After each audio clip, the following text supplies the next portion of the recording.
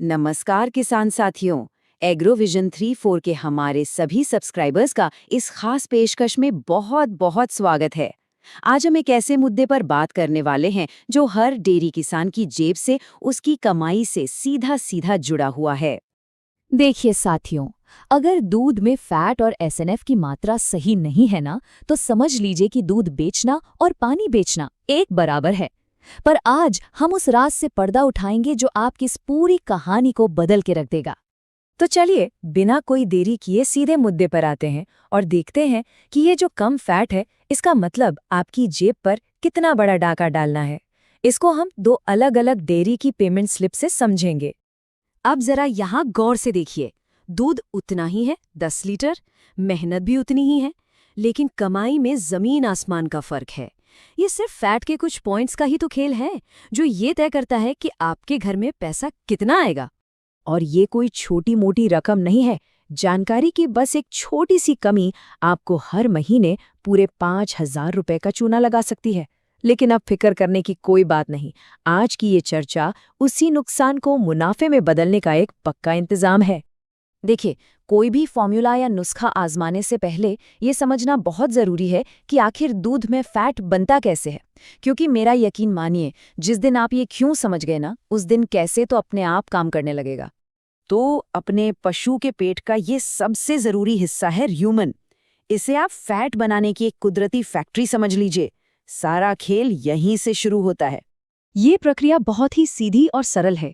देखिए, पशु जितना ज्यादा सूखा और रेशेदार चारा खाएगा, मतलब तूड़ी या कुट्टी, तो उसके रूमेन के अंदर के बैक्टीरिया उतना ही ज्यादा एसिटिक एसिड बनाएंगे।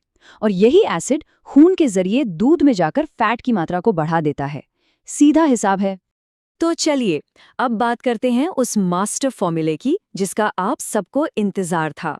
ये वो राज है जिसे राजस्थान और हरियाणा के बड़े बड़े और सफल डेयरी किसान सालों से इस्तेमाल कर रहे हैं। तो अपना कॉपी पेन उठा लीजिए। 100 किलो का ये मिश्रण बनाने के लिए आपको चाहिए 40 किलो बिनौला की खली जो फैट का बेस है, 30 किलो मक्का या जौ ऊर्जा के लिए, 20 किलो चना चूरी या चोकर, और सबसे जरूरी चीज 5 से 10 किलो तारामीरा। यही है असली गेम चेंजर। लेकिन यहाँ पर एक बहुत जरूरी बात है। तारामीरा को खिलाने का एक खास तरीका है। ज्यादातर किसान क्या गलती करते हैं, वो इसे सीधे पीसकर दाने में मिला देते हैं, जिससे पशु उसकी कड़वाहट के कारण दाना ही छोड़ देता है। सही एग्रोविजन तरीका ये है कि आप इसे या तो रात भर पानी में भिगोकर रखें या फिर हल्का सा उबाल लें। बस ये छोटा सा स्टेप ही सारी कहानी बदल देगा। और नतीजा?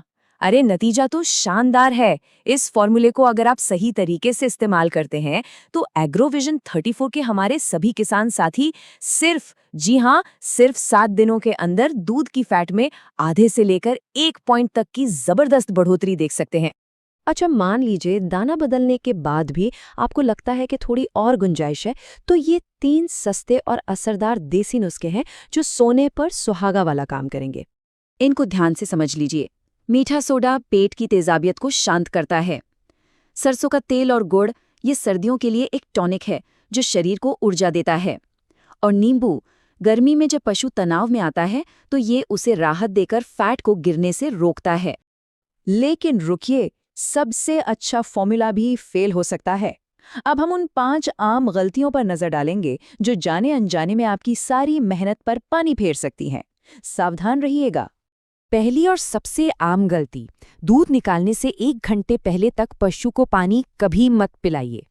इससे दूध पतला हो जाता है और फैट के कण टूट जाते हैं, जिससे मशीन में रीडिंग कम आती है। दूसरी गलती, दूध निकालने का एक समय पक्का कर लीजिए।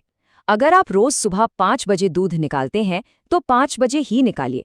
सिर्फ 1 घंटे की देरी भी फैट में आधा पॉइंट तक की गिरावट ला सकती है। अनुशासन बहुत जरूरी है। अब ये तीसरी बात, अपने पशु के आराम का पूरा ध्यान रखिए। अगर वो मक्खी मच्छर से परेशान है, बार बार पैर पटक रहा है, तो समझ जाइए कि वो तनाव में है। और एक बात गांठ बांध लीजिए, तनाव में रहने वाला पशु कभी भी अच्छा फैट वाला दूध नहीं दे सकता। चौथी और बहुत जरूरी गलती, थन को पूरी तरह खाली न करना।